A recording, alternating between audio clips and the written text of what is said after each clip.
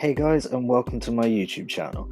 Today I am performing a maintenance wash on this amazing Audi SQ7, and as you can see it definitely is in need of a good clean. So let's get to it. So as with any detail, I always start with the wheels, as they are prone to collecting the most dirt as they actually have contact with the road.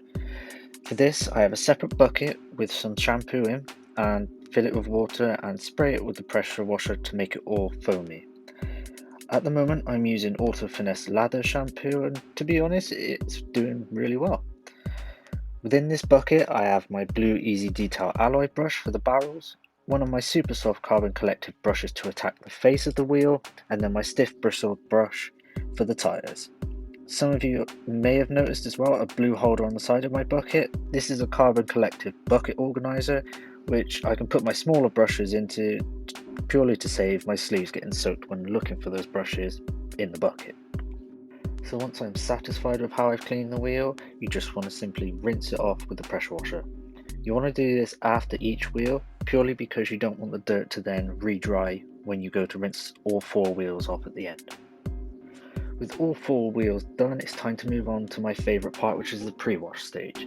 Now, most detailers jet wash the car down first. I don't, purely because I'm a mobile detailer, so I need to save as much water and time as possible. So what I do is I throw the snow foam on, leave it to dwell for 5 minutes so that it will then loosen all of that stubborn dirt anyway, and then rinse.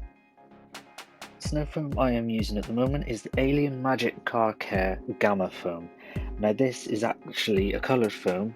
It's fun to use, it smells amazing, and it works fantastically. Now with the car fully covered in snow foam and dwelling nicely, it's time to bring out another carbon collected super soft brush so that I'm able to get into all the areas that I know that my wash mitt won't reach. So areas like emblems or grills or anywhere you can think of that you know your wash mitt won't touch.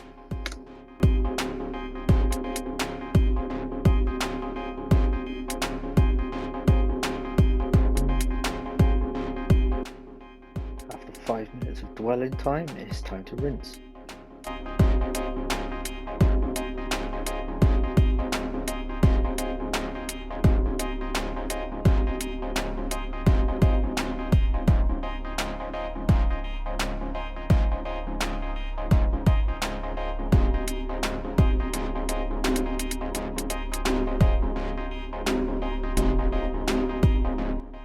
Pre-wash stage done, it's time to move on to the contact wash.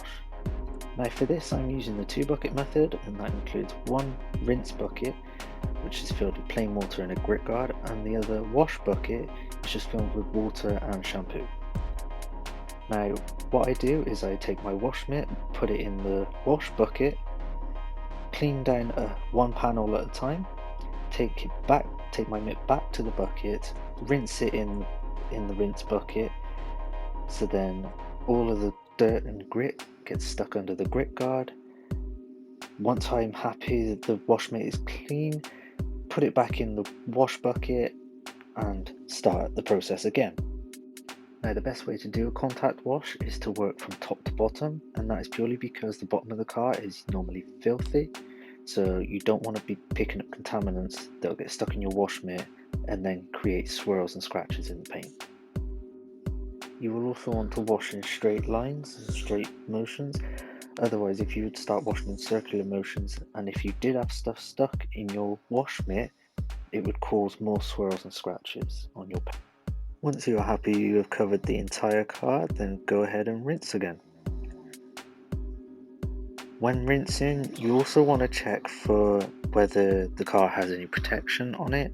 So I know by when rinsing, if the water is not running off properly, it's sheeting, then the car would need another top up of protection.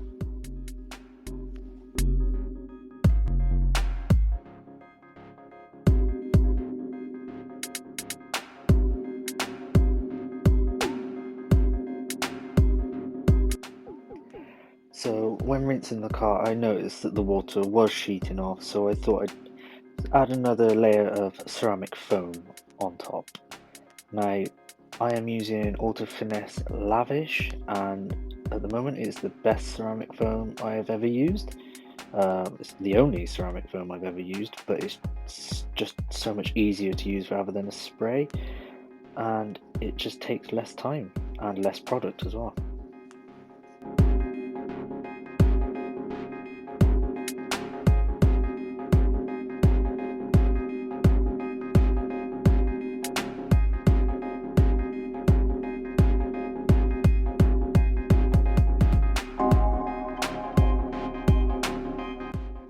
Now with this ceramic foam, you rinse it immediately after application, and as you can see, it will start beading immediately.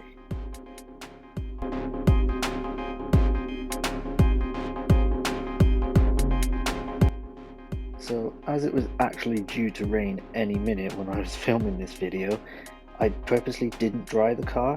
Any other time I would, but I didn't feel the need to dry the car for it to then get wet again and straight after. But I am now doing a quick walk around the car to check that I haven't missed any spots, to check that the whole thing is covered in protection. So that is all I have for you today, guys. If you would like and subscribe, that would be very much appreciated, and let me know what kind of content you want to see down in the comments. And yeah, till next time, see you later.